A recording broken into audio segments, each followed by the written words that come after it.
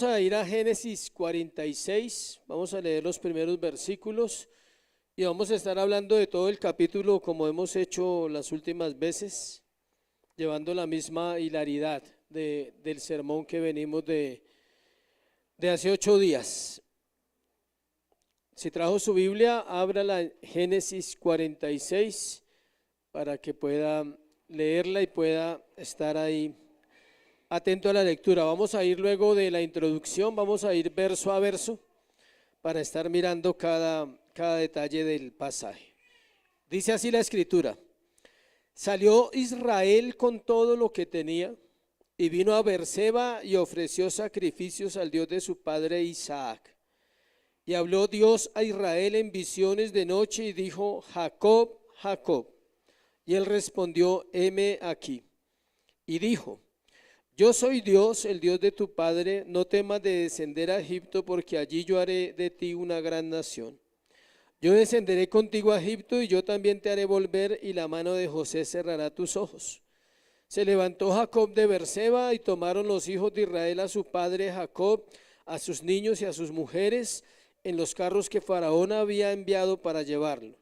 Y tomaron sus ganados y sus bienes que habían adquirido en la tierra de Canaán y vinieron a Egipto, Jacob y toda su descendencia consigo, sus hijos, los hijos de los hijos consigo, sus hijas y las hijas de sus hijos, y a toda su descendencia trajo consigo a Egipto. Padre, te damos gracias en esta mañana, Señor. Pedimos tu gracia para enseñar la Escritura. Pedimos tu gracia para oír, Dios, tu voz en medio de ella. Gracias por tu favor esta mañana con tu pueblo. Envía tu palabra sobre los corazones, de acuerdo a la necesidad que hay en cada vida en este lugar. Háblales y háblame, Señor. Pedimos que el Espíritu Santo sea el que pueda llegar a donde el hombre no puede llegar, Señor. Te lo pedimos en el nombre de Jesús. Amén.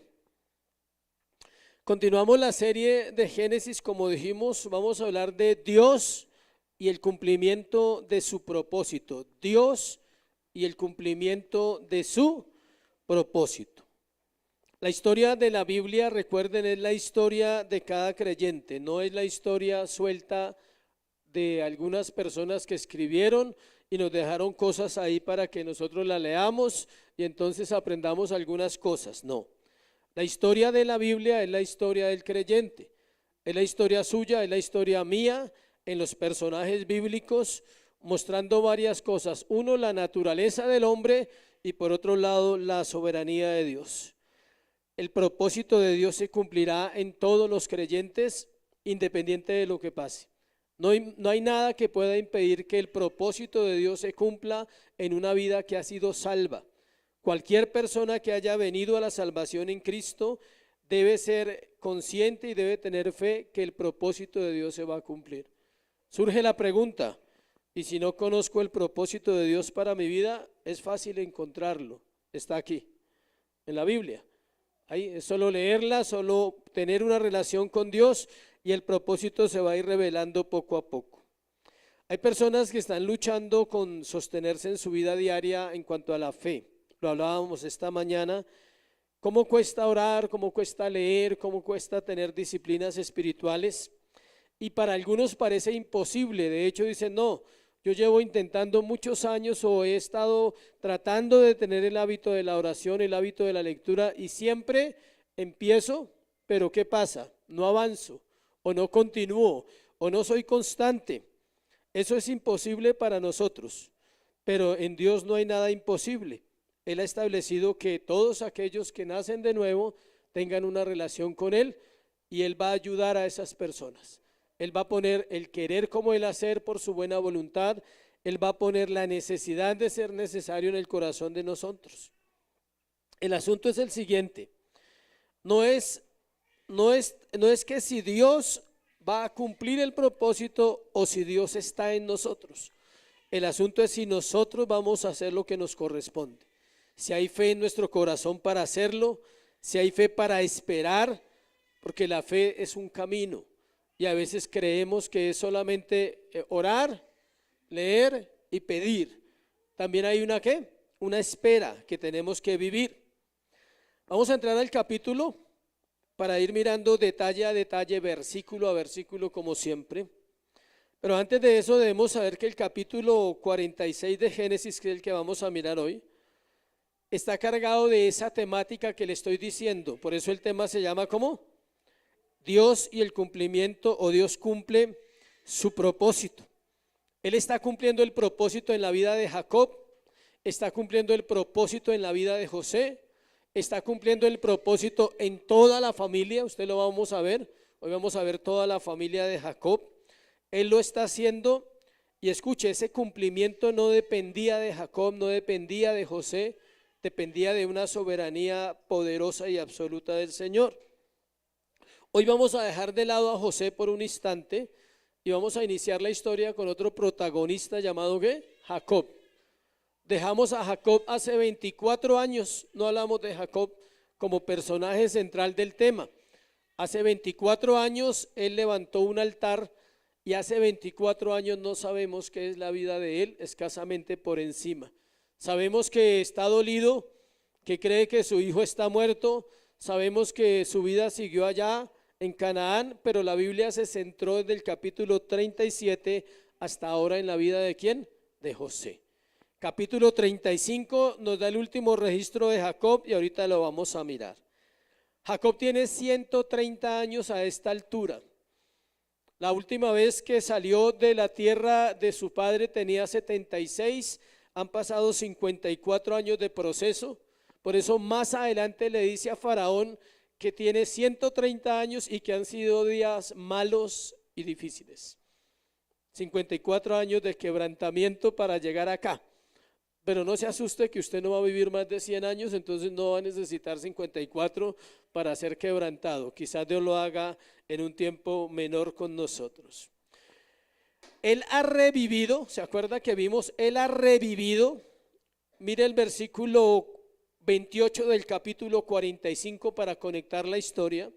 Dice, entonces dijo Israel, que es el mismo Jacob, basta, José mi hijo vive todavía, iré y le veré antes que yo muera. Jacob ha recibido la noticia que José está vivo. Debe ser una noticia muy especial pensar que un hijo está muerto y que de un momento a otro usted le diga, no, está vivo. Eso revivió el corazón de Jacob y lo lleva ahora a tomar decisiones, a decir, yo tengo que ir hasta allá. Vamos a mirar entonces, el primer punto se llama un recordatorio de las promesas, versículos del 1 al 7, un recordatorio de las promesas. La última vez que hablamos con él, con Jacob, tenía 106 años, en el capítulo 35, si quiere vamos allá, capítulo 35 para retomar, es necesario hacer esa conexión. Capítulo 35, versículo 9, apareció otra vez Dios a Jacob cuando había vuelto de Padán Aram y le bendijo. Y le dijo Dios, tu nombre es Jacob, no se llamará más tu nombre Jacob, sino Israel será tu nombre, y llamó su nombre Israel. El cambio del nombre de Jacob es el cambio de naturaleza que el creyente hace, que Dios hace en el creyente. ¿Cuándo sucedió? Hace 24 años en la vida de Jacob. Pero no se ha evidenciado totalmente, él todavía sigue con sus luchas. ¿Se acuerdan que hemos hablado que es un hombre que siempre habla negativamente? Sí, siempre dice, no, vamos y de pronto morimos y mis hijos no sé si van a estar bien o van a estar mal. Él tiene esa connotación en su carácter, pero eso va a cambiar en este proceso que vamos a ver hoy. Las promesas de Dios permanecen vivas para Jacob, mas él no lo sabe, porque las promesas no están basadas en el creyente, iglesia. Ese es un engaño que nosotros tenemos a veces. Pensamos que Dios nos bendice porque somos buenos, vamos a la iglesia o leemos la Biblia. No, Dios bendice porque Él ha prometido bendecir a sus hijos y Él bendice. Obvio que hay que hacerlo, no estoy diciendo que no lo haga, hay que hacerlo, pero no lo base en eso porque sería ¿por qué? Por obras, no sería por gracia. Ahora Jacob va a cambiar su actitud y vemos cómo comienza este capítulo de diferente, versículo 1. Salió Israel con todo lo que tenía y vino a Beerseba y ofreció sacrificios al Dios de su padre Isaac. El capítulo inicia diciéndonos que Israel, note que no lo llama Jacob. Jacob es el nombre antiguo de él, pero ahora el autor, que es Moisés, lo llama como Israel. Es decir, salió el hombre ¿de qué? De fe. Salió el hombre de Dios, el hombre que ha cambiado a pesar de esas luchas. Dios ha obrado en él. Porque a veces pensamos que Dios no obra en medio de la prueba, o que el hecho que usted tenga luchas personales lo descalifica para servirle al Señor. Equivocado. Todos tenemos luchas personales. Eso no nos descalifica. ¿Qué nos descalifica? Resolverlas de la manera inadecuada. Mientras que las tengamos y podamos ir a Dios y podamos encontrar una guía y una respuesta en Dios y su palabra, podemos seguir avanzando en nuestro servicio. La última vez que ofreció el altar fue allá donde leímos Génesis 35:9. Desde allá, usted lee detalladamente la Biblia hasta el capítulo 46. Ningún momento aparece Jacob que haya levantado altares, pero aquí vuelve a hablar Dios al corazón de Jacob. Dios le habló 8 veces a Jacob, o sea, 8 veces registradas, ¿no? Porque tuvo que haberle hablado más veces. La última vez que se registra es esta. Esta es la última vez que encontramos que Dios habla a Jacob. Los años que quedan para él son 17 y luego vamos a ver el desenlace de su muerte. Dios le habló, versículo 2.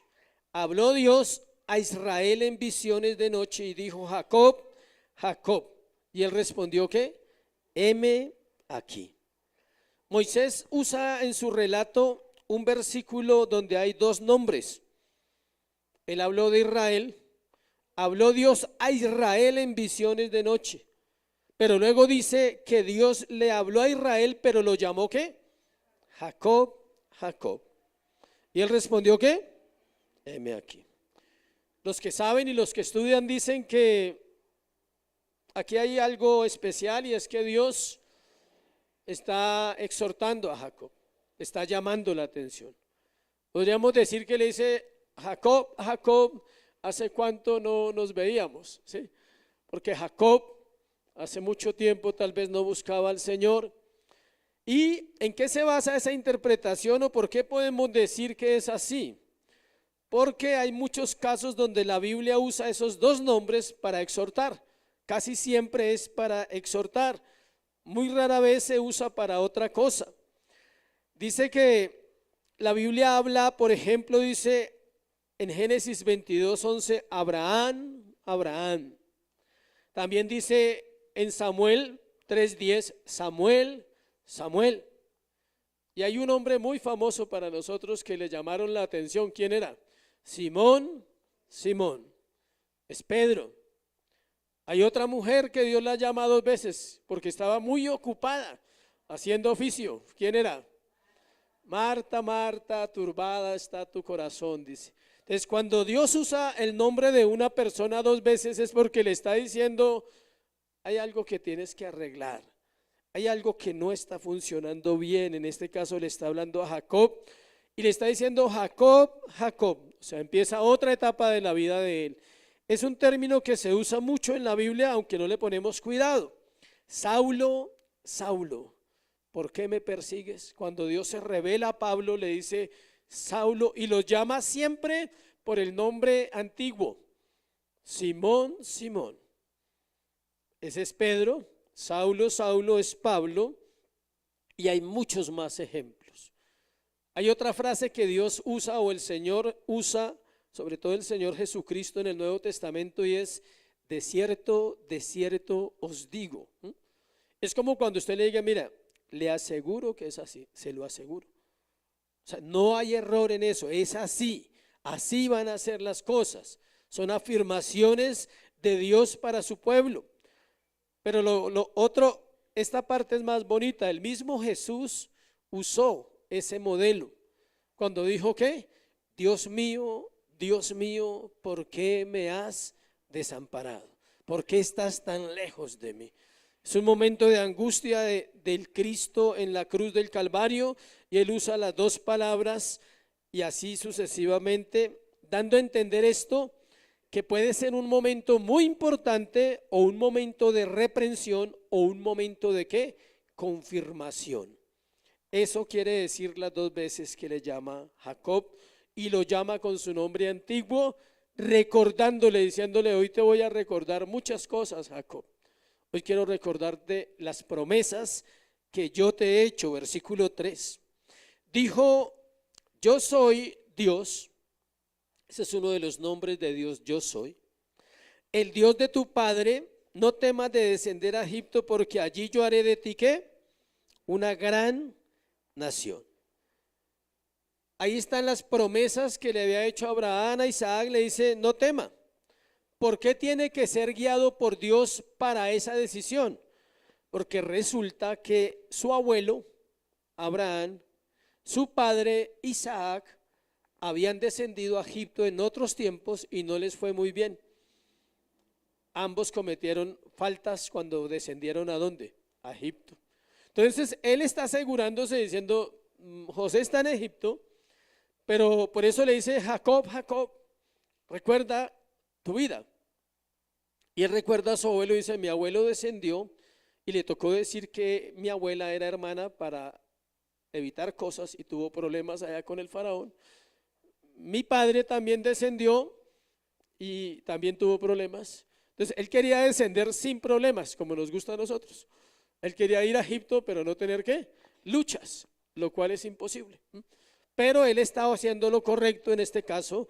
Dice versículo 4: yo descenderé contigo y yo también te haré volver, y la mano de José ¿qué?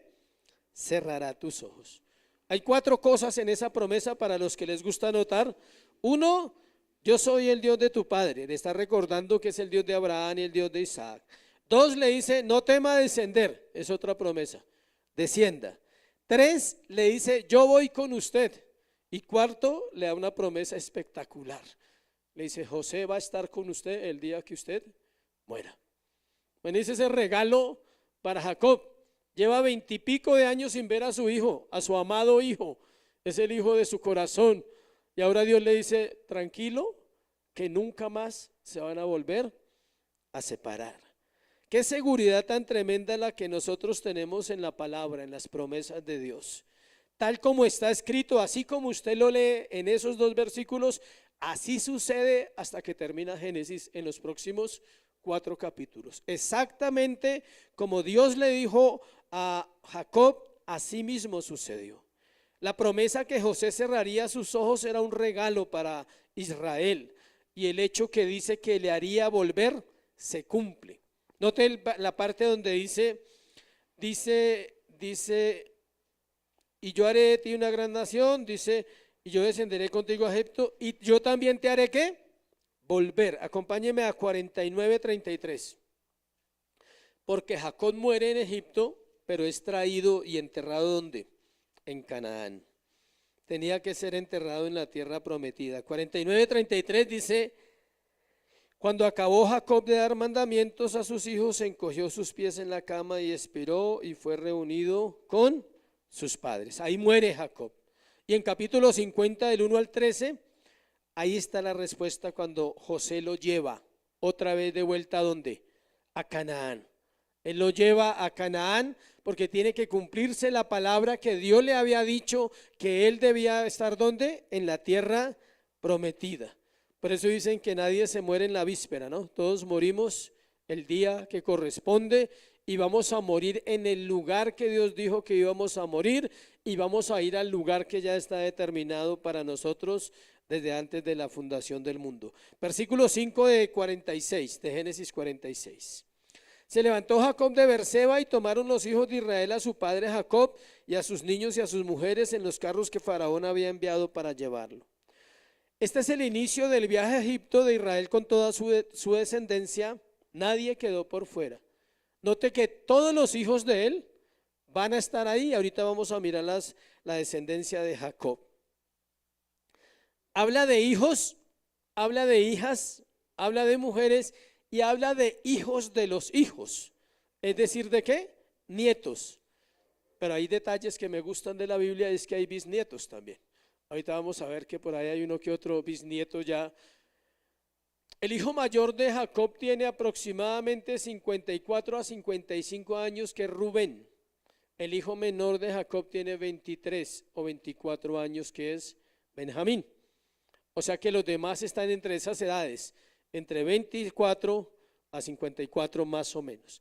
Todos tienen hijos, todos tienen mujeres, algunos tienen varias mujeres, pero no es un mandato para usted, hombre. Bueno, o sea, es allá, en la cultura. ¿Por qué? Porque el papá, Abraham, Isaac, ellos tuvieron varias mujeres porque tenían una cultura donde las esclavas podían ser mujeres de ellos. Pero eso no es una palabra para usted hoy. Bueno, porque no falta el que dice, no, el pastor dijo que ya, que yo puedo tener varias mujeres. No, bajo la gracia fuimos llamados a ser, ¿qué? Fieles a nuestra esposa, a nuestro hogar. Entonces versículo 6 dice, tomaron sus ganados, sus bienes que habían adquirido en la tierra de Canaán y vinieron a Egipto, Jacob y toda su descendencia consigo. ¿Se acuerdan que les dijeron que no llevaran nada? Sin embargo llevaron, eso siempre pasa. Eso es como cuando usted va a un paseo y dice, no traiga nada, usted siempre lleva cosas. Igual, ellos también se aseguraron y llevaron sus cositas. Versículo 7. Sus hijos y los hijos de sus hijos consigo, sus hijas y las hijas de sus hijos, y a toda su descendencia trajo consigo a Egipto. Ese es el inicio de la restauración de Jacob. Dios le recordó las promesas y sale toda esta banda de Canaán, ¿hacia dónde? Egipto. Un viaje larguísimo. No me acuerdo ahorita los kilómetros, pero lo compartimos en un sermón. Son más de 500 kilómetros, que es como ir de aquí a Medellín, y no había carros, ¿no? Aunque les mandaron las carretas, ¿no? Pero igual iba a ser un viaje largo para ellos, más de un día de camino. Segundo, un censo antes de entrar a Egipto, versículo 8 al 27. Estos son los nombres de los hijos de Israel que entraron en Egipto. Entonces, no vamos a leerlo todo, sino lo vamos a ir mirando detalle a detalle. Estos versículos son los que a la gente no le gusta leer, que cuando usted llega ahí se adelanta al próximo capítulo, porque encuentra una cantidad de nombres y usted dice, ¿y eso qué tiene que ver conmigo? Estoy orando es para que Dios me cambie mi esposo. Entonces usted dice, ahí no hay nada que hacer, no tengo nada que hacer ahí. No tengo trabajo, yo que me voy a poner a leer sobre los hijos de fulano y los hijos de fulano y los hijos de sutano. Pero la Biblia es inspirada por Dios y todo tiene enseñanza. Algo importante es eso, no menospreciar la escritura o el pasaje porque yo no lo entiendo o porque nunca lo he leído. Nombra a los hijos de Jacob con sus madres. Hicimos unas diapositivas donde están las genealogías de ellas, la descendencia de ellas. También nombran los hijos de los hijos. Hay hijas, pero no nombran las esposas de los varones. No aparece el nombre de ninguna mujer de los 11 hombres que estaban en Canaán, de los 11 hijos de Jacob. Aparece Dina y otra hermanita que ahorita no habíamos visto, pero también hay otra hermana de ellos. Y aparece solo una mujer con un nombre despectivo que le dicen la cananea. Es decir, que este hermano o este hombre se casó con una mujer, parece que no la querían mucho. O sea, ¿sí ha visto cuando dice, esa es la fulana de no sé quién? ¿Sí? La cananea era de otra cultura. Miremos varias cosas ahí, vamos a ver detalles de esos personajes. No todos, son 70, entonces no vamos a ver de todos, tranquilo. Vamos a ver de algunos que son nombrados ahí. Moisés hace grupos de la descendencia de Lea, la descendencia de Silpa, la descendencia de Raquel y la descendencia de Bila, y da los números exactos de cada grupo. Al final dice que eran 69, miren el versículo 27, los hijos de José que le nacieron en Egipto, 2 personas, todas las personas en la casa de Jacob que entraron en Egipto fueron ¿qué? 70. Pero usted hace las cuentas y da 69, da 66. Acá lo dice, ahí antecitos. Versículo 26. Todas las personas que vinieron con Jacob a Egipto procedentes de sus lomos, sin las mujeres de los hijos, ¿sí ve? Todas las personas fueron 66. ¿Dónde están los otros 4? ¿Cuáles son esos 4? Hay 3 en Egipto, que es José, los 2 hijos de José, y está Jacob. Él es el último, 70. No falla, la Biblia no falla. Tranquilos que la matemática puede fallar, pero la Biblia no puede fallar en caso de algo. La Biblia es exacta en esos detalles. Miremos algunos nombres conocidos ahí. Empecemos, dice versículo 8. Estos son los nombres de los hijos de Israel que entraron en Egipto, Jacob y sus hijos. Rubén. Rubén. ¿Qué sabemos de Rubén? Solo vamos a hacer un recorrido sencillo para saber de quiénes estamos hablando y cómo era la bonita familia de Jacob. Rubén es el hijo mayor que durmió con una de las esposas del papá. O sea, cometió ¿qué? Incesto. Y perdió el derecho de ser cabeza. Por eso Judá aparece en los últimos capítulos que hemos estudiado como ¿qué? Cabeza. Y en este también va a aparecer como la cabeza de los hermanos. Rubén perdió ese lugar. El papá se lo va a decir en Génesis 49 antes de morir. Le dice: Rubén, tú subiste a mi regazo y perdió bendición. Esa es un poquito así de la vida de Rubén. Intercedió por José, un detalle interesante, pero no pudo hacer nada. De los hijos no sabemos nada. Los nombres sirven por si usted quiere ponerle el nombre a un hijo. Ahí hay hartos, ahí hay 65 nombres para que escoja 70, pero no son muy bonitos. Luego sigue Simeón. Hablamos de Simeón. Simeón, y ahí está el detalle de Simeón. Mire lo que dice. Los hijos de Simeón: Jemuel, Jamín, Ohad, Jaquín, Zoar y Saúl, hijo de la cananea. ¿Sí ve? No eran hijos de la misma mamá todos. Unos eran hijos de una mamá y este último, llamado ¿qué? Saúl, era hijo de la cananea. La cananea es un lenguaje despectivo. La fulana, aquella que no es muy juiciosa, porque ellos no podían casarse con mujeres que no fueran ¿de dónde? De su propio pueblo. Entonces ese detalle es importante. Luego sigue Leví.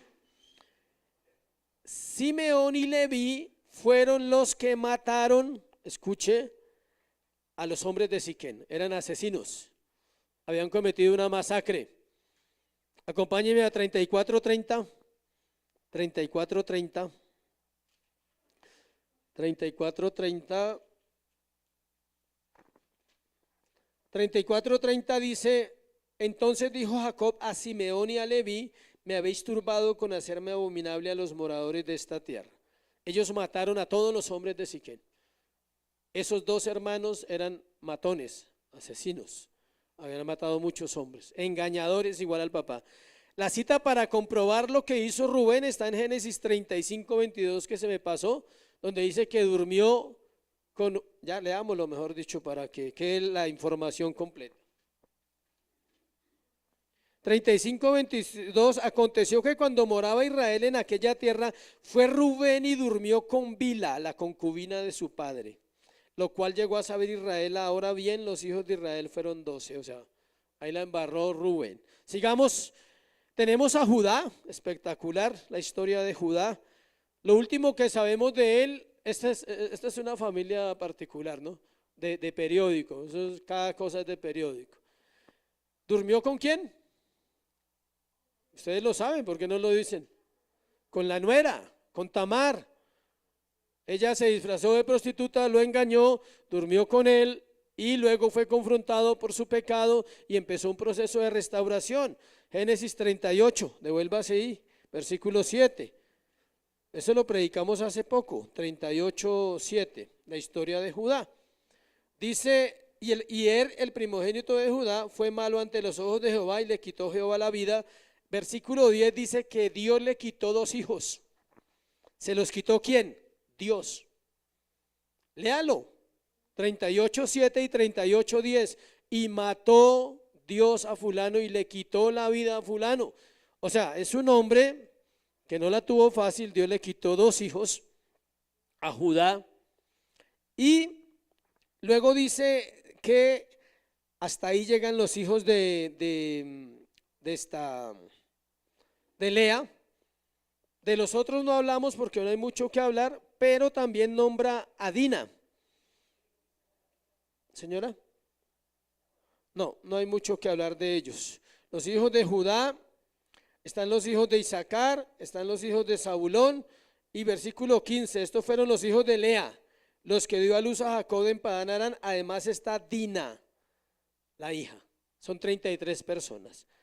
Pero antes hay un detalle aquí para no pasarlo por alto. Todavía no hemos llegado a los nietos, no. Vamos a los de Silpa, versículo 17. Los hijos de Aser, Imna, Isua, Isui, Bería y Sera, hermana de ellos. ¿Sí ve? Una hermanita que apareció que no la conocíamos. Eso suele pasar, ojalá no pase, pero apareció una hermanita por ahí. ¿Sí? Una hermana apareció. Sera, hija de quién? De Bila, perdón, de Silpa. Eber y Malquiel, dice, esos fueron los hijos de Silpa, la que Labán dio a luz a su hija Lea, y le dio a luz estos a Jacob, por todas 16 personas. Y note el versículo 17 cuando dice, los hijos de Bería son nietos. Eber y Malquiel son nietos de José. Ya no son hijos, son nietos porque Bería es hijo de quién? De Silpa con, de los hijos de Aser, perdón. ¿Él es nieto o bisnieto? Venga, hacemos bien la cuenta. ¿Ah? Bisnieto. Porque Bería es hijo de Aser. Es bisnieto. Ese es un bisnieto para que lo tenga en cuenta ahí. En versículo 12 también hay nietos, devolvámonos. Los hijos de Judá, Onán, Sela, Fares y Sara, y Onán murieron en la tierra de Canaán. Dice, los hijos de Fares, Esrón y Amul. ¿Se ve que ahí también hay bisnietos? Esos son bisnietos también de Jacob. Un detalle que pasamos por alto y que no nos interesa, ¿no? También están los hijos de José, ¿no? Que esos son nietos, esos dos. No hay mucho más que hablar ahí, simplemente es un censo que hicieron y estamos resaltando los personajes más importantes de esa situación. Vamos a la parte más interesante. Versículo 28 y tercer punto. Encuentro entre padre e hijo. ¿Cómo se encuentra José? ¿Con quién? Con Jacob. ¿Cómo se encuentra José con Jacob? Versículo 28 al 34. En las diapositivas estaban las genealogías de Raquel, de cada una. ¿Me faltó Raquel? Me faltó Raquel, sí señora.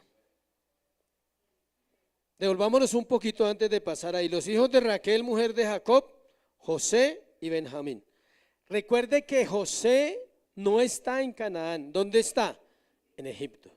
Recuerde que Benjamín es el hijo menor. Hay algo que me llamó la atención que me puso a pensar a propósito de ese tema. Versículo 21. Los hijos de Benjamín fueron 10 y tiene 24 años. No podemos cambiarle la edad porque tenga 10 hijos. O sea, uno quisiera forzar el texto a que diga otra cosa, pero el texto es claro, vamos en la historia cronológica. Él está entre los 24 y 25 años, pero ahí dice, los hijos de Benjamín fueron Bela, Bequer, Asbel, Gera, Naamán, Ei, Ros, Mupin, Upin y Ard. 10. Y tiene 24 años. Entonces, para no matarse la cabeza y no vaya a sufrir usted, ¿a qué horas empezó a tener hijos? Recuerde que tenían, ¿qué? Varias mujeres. Entonces, los hijos eran de varias mujeres. Sí, porque con 24 años, ¿a qué horas? O sea, ¿sí? Tampoco empezaban tan chinos a los 15, no, empezaban más grandecitos. Pero sí, es curioso ese dato, ¿no? Tantos hijos de Benjamín. Listo, dejémoslo ahí, pasemos al tercero. Encuentro entre el padre y el hijo, versículo 28-34. Esta es la parte de nosotros. Ya vimos la parte de Jacob, ya vimos la historia del censo, ahora mire la parte, iglesia, para nosotros. Este es el punto que me ministró mientras preparaba el tema, ese es el punto importante.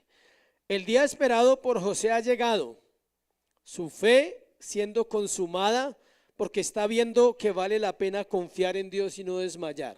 20 y pico de años esperando para ver a su padre, pero él no sabía que su padre, o se había enterado hace poco, que su padre lo daba, ¿por qué? Por muerto. Esta es la parte emocionante. Por eso el tema se llama que Dios cumple su propósito, porque las promesas de Dios son ¿qué? Sí y amén. No dejarán de cumplirse por usted o por mí. Versículo 28. Envió Jacob a Judá delante de sí a José para que le viniese a ver en Gosén, y llegaron a la tierra de Gosén. Jacob envía a Judá. Parece que Gosén está en los límites de Egipto. Se busca un atlas a los que les gusta y ahí lo ve. Gosén está en la entrada de Egipto.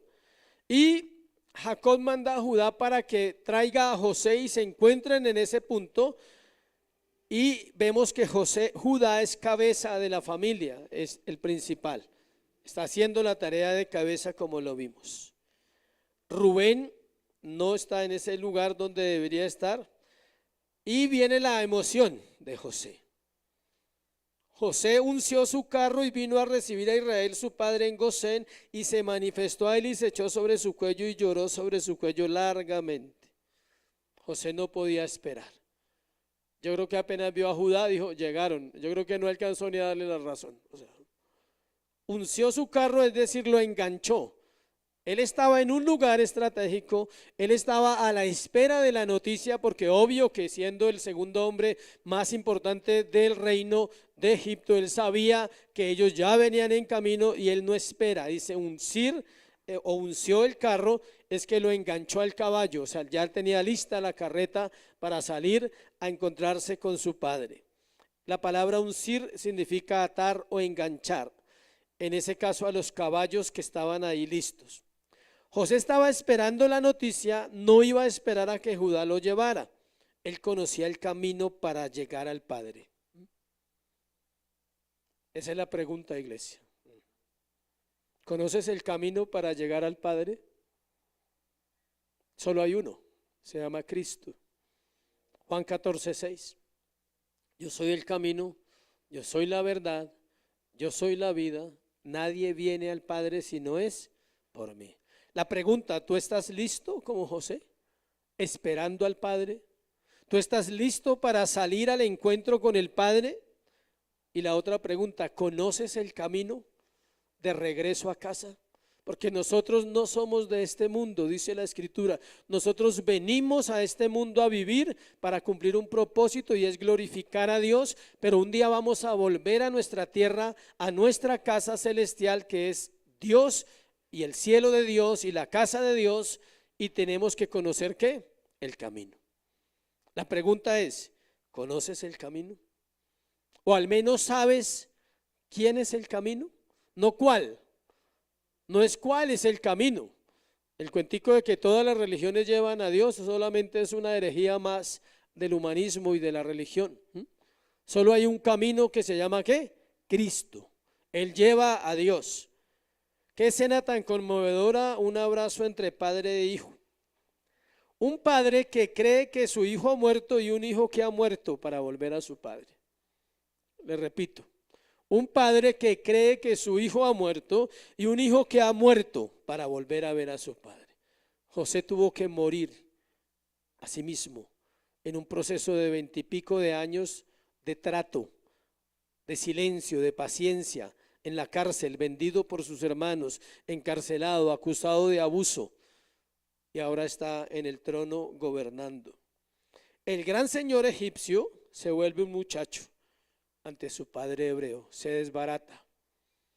El título de Samná Panea había muerto, ya no es el mismo, ahora es José, un hombre de 40 con un anciano de 130 años, una escena conmovedora. Versículo 29, José unció su carro, vino a recibir a Israel su padre en Gosén, se manifestó a él, se echó sobre su cuello y lloró sobre su cuello ¿qué? Largamente. El hijo pródigo y el padre. En este caso es el padre, el hijo está mejor en este caso que el padre. En el abrazo puede sentir los huesos del anciano. Quizás eso le transporte a su niñez. Quizás eso le haga recordar los tiempos cuando estuvo con su papá, desde que nació hasta los 17, cuando fue ¿qué? Vendido por sus hermanos. Es un momento espectacular.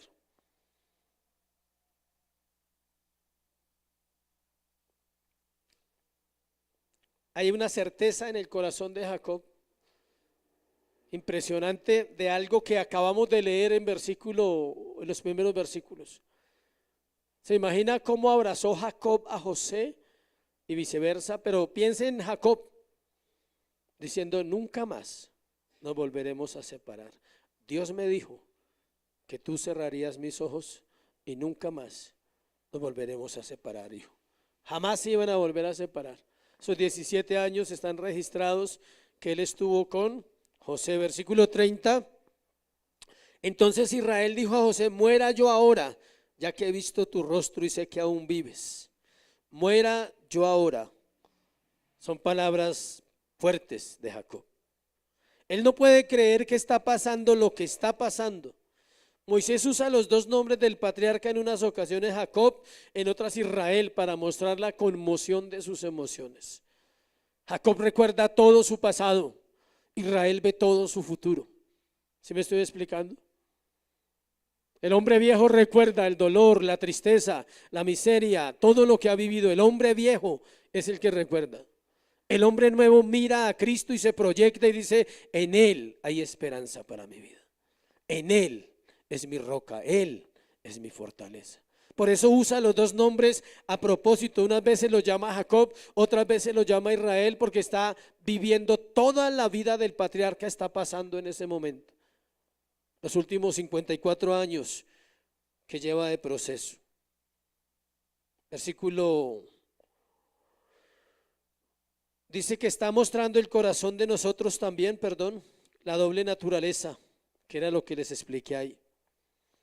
Mi hijo muerto ha sido hallado, dijo en la parábola del hijo pródigo Lucas 15, hagamos fiesta, aun si muero, no importa. Jacob estaba tan convencido de Dios, tan convencido de ese momento, dijo, puedo morir ahora. Si hubiera muerto ahí, José hubiera cerrado sus ojos. Él sabía que se cumplía o se cumplía. Acompáñeme a Lucas 2, 25, 29 para antes de pasar al siguiente versículo. Lucas 2, 25, 29. Hay un hombre que vivió una experiencia similar en el Nuevo Testamento, pero la vivió con el Mesías, que es superior a Jacob, es superior a José. 2:25, Lucas. Dice, he aquí había en Jerusalén un hombre llamado Simeón. Este hombre justo y piadoso esperaba la consolación de Israel y el Espíritu Santo estaba sobre él, sobre Simeón. Y le había sido revelado por el Espíritu Santo que no vería la muerte antes que viese al ungido del Señor. Y movido por el Espíritu vino al templo, y cuando los padres del niño Jesús lo trajeron al templo para hacer por él conforme al rito de la ley, él le tomó en sus brazos y bendijo a Dios diciendo, ahora Señor, despides a tu siervo en paz, conforme a tu palabra. Acuérdense que José es un prototipo de Cristo. Jacob veía el rostro de Dios en José. Decía, he visto a Dios, puedo morir. Porque la Biblia dice que el que ve a Dios debe ¿qué? Morir. Simeón entendía eso en el Nuevo Testamento. Él dice, he visto al Cristo, al Hijo de Dios, a Dios encarnado. Despide a tu siervo ¿qué? En paz. Era superior lo que veía Simeón, claro. Era el Hijo de Dios, era Cristo. Pero José, el Antiguo Testamento nos está dando una sombra de lo que iba a suceder en el Nuevo Testamento. Pero Dios no ha terminado con Israel, apenas comienza. Dios no ha terminado con nosotros, iglesia. Somos una iglesia muy joven, apenas está ¿qué? Comenzando con nosotros. Vienen mejores tiempos para la iglesia. Versículo 31, José dijo a sus hermanos, y a la casa de su padre subiré, lo haré saber a Faraón y le diré, mis hermanos y la casa de mi padre que estaban en la tierra de Canaán han venido a mí. Los versículos 31 al 34 registran las palabras de José. Son de consejo a sus hermanos, de cómo comportarse ante Faraón. Lo que vamos a leer es, pórtense bien, lo cual era necesario para ser bendecidos. La sabiduría y la prudencia preceden a la bendición. ¿Quieres ser bendecido? Sé prudente, sé sabio, sé sabia, sé prudente, mujer, en lo que haces, en lo que dices. El versículo 31 dice, informaré. El gran hombre gobernador de Egipto, sigue rendiendo ¿qué? Cuentas. La sujeción es tan importante en un hombre que tiene un lugar con Dios. El informe era para Faraón, era un hombre sujeto a Faraón, podía tener todo el poder delegado, podía ser casi como Dios en la tierra, pero él era ¿qué? Sujeto. Y le está enseñando a sus hermanos, le está mostrando un ejemplo de que el hombre debe sujetarse a una autoridad para poder crecer y madurar como hombre. Versículo 32. Los hombres son pastores de ovejas porque sus nombres son hombres ganaderos, han traído sus ovejas y sus vacas y todo lo que tenían. Él dice a sus hermanos lo que le va a decir a Faraón, ¿sí? Él les dice, yo voy a ir y le voy a contar esto. Él no va a mentir como algunos piensan, no, ellos son ganaderos, solo que habían dos tipos de ganaderos, ¿no? Ganado grande, ganado pequeño. Las ovejas se cuentan como ganado en la cultura agrícola, en la cultura del campo. Eso se cuenta como ganado. Es un ganado pequeño y el otro es el ganado grande, que son las vacas. Eso lo vemos en el Antiguo Testamento mucho. José era claro con sus hermanos, versículo 33. Cuando Faraón os llamare y dijere, ¿cuál es vuestro oficio? Si ve que les está dando una directriz. Compórtense bien, les está diciendo. Dejen de pelear, dejen de vender a los hermanos, o sea, ¿sí? Dejen de matar en Siquén, aprendan a perdonar porque hubo una ofensa contra la hermana. Él conoce a Faraón y le dice cómo deben comportarse. Versículo 34. Entonces diréis, hombres de ganadería han sido tus siervos desde nuestra juventud hasta ahora, nosotros y nuestros padres, a fin de que moréis en la tierra de Gosén, porque para los egipcios es abominación todo pastor de ovejas. ¿Cuántos saben que los pastores somos abominación para mucha gente? Para Egipto. Los pastores no somos amados por el mundo. Si alguien, de la persona que hablan mal en la iglesia, es del pastor. Siempre ha sido así y tranquilos que siempre va a ser así. Y el que quiera ser siervo de Dios debe saber eso, y si no, no puede ser siervo. Si no está preparado para que murmuren, critiquen, le juzguen, evalúen la casa, la esposa, los hijos, sus recursos, su manera de ser, no puede ser pastor. Tiene que estar preparado para eso. Egipto no amaba a los pastores de ovejas. El mundo no ama a los pastores de ovejas.